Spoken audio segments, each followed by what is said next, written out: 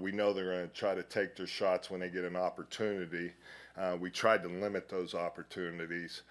So offensively, I felt like we were moving the ball, but then when we do something to shoot ourselves in the foot, we'd jump off sides, we'd take a, a loss for a lot of yards, things like that. We got to get that out of our system if we're going to have any success with our football team. Yeah, hi, Jonathan Garaniemigo, the Tulsa World. You referenced Bob a little bit ago. How good was it to see him back on the sideline, and B, what was the conversation like between you two leading up to this night? Well, Bob and I have been dear friends since I was 18 years old and he was 21. And so we used to drive back and forth he lived in Youngstown, I lived in Pittsburgh, and we drive back and forth to Iowa City. So, Bob gave me my first coaching job. And like I said earlier, I have the utmost respect for Bob Stoops and what he has done. I was fortunate enough to be a small part of his staff when we won the national championship.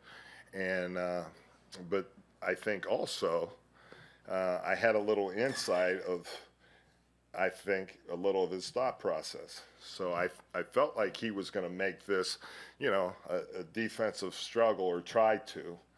And we were up to the challenge today.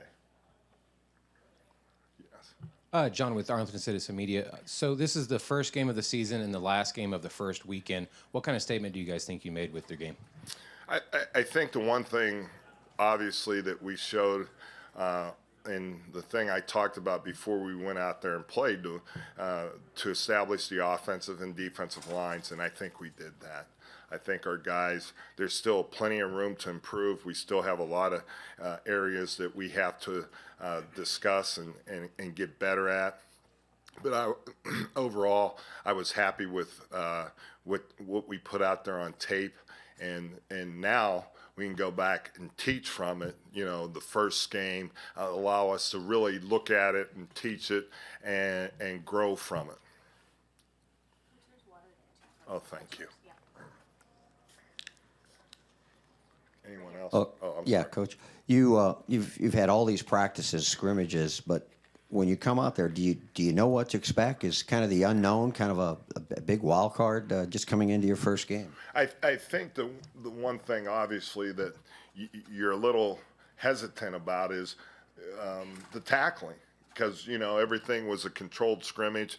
You didn't have an opportunity to really take anyone to the ground. So you weren't really sure how it was going to look until we actually got out there. I thought our defensive coaches did an excellent job throughout OTAs, mini camp, and then when we got to training camp working on tackling, even though we didn't have it in any of the scrimmages until we went back home in the week before we played on that Saturday.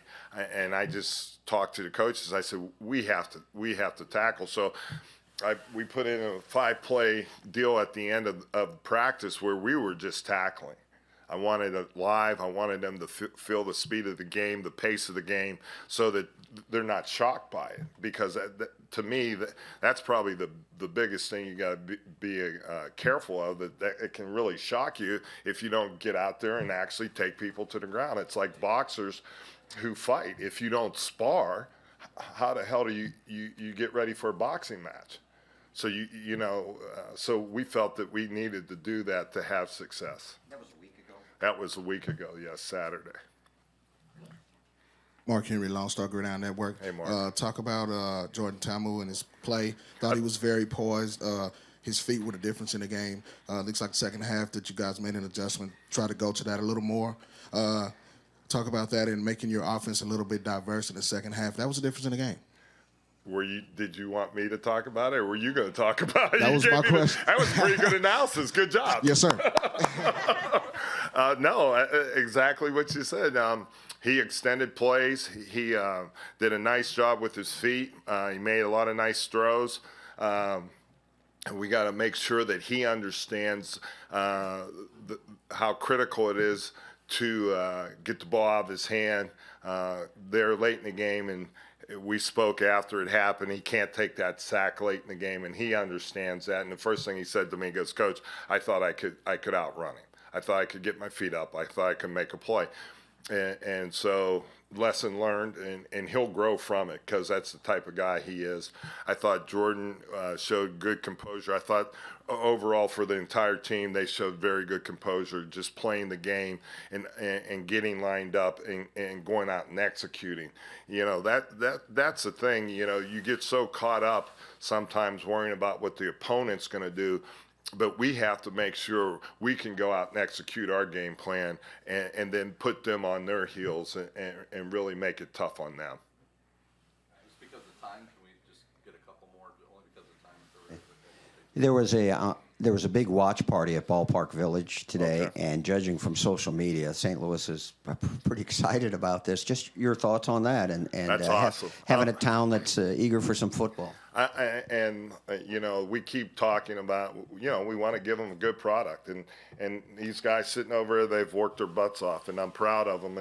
But the thing they know, I'm going to continue to hammer them. You know, it's not time to relax and take a deep breath and exhale. It's time now to amp up and let's go. And they understand that, and they understand what it takes if they want to be great and they really want to succeed. And like I told them last night, I said, you know, make your mark and make it in a positive way. And they did today. I'm very proud of that. One more, or everybody good?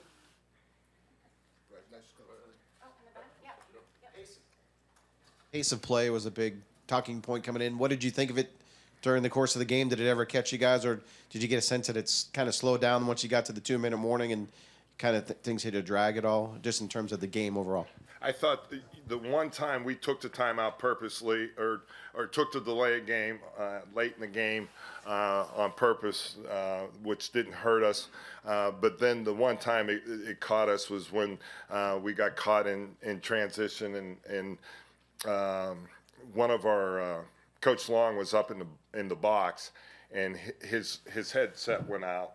So once again, you know, Chuck was with us in the national championship game, and I was his parrot back in those days, where he'd be up in the booth and I would signal the plays. And well, I went back to being his parrot again today because I'm the only one with an indicator can override everyone else on the headset. So he gave me the plays, and then I would call the play to the quarterback. So pace of play really didn't catch us today. I didn't feel like, I thought our guys were in great condition. I don't think that, you know, it didn't look as if, I'll look at tape tomorrow. I can't make a profound statement, but it didn't look as if we were dragging. I felt really good about our conditioning and our execution late in the game. Thank you, folks. Thank you. Thank you. And they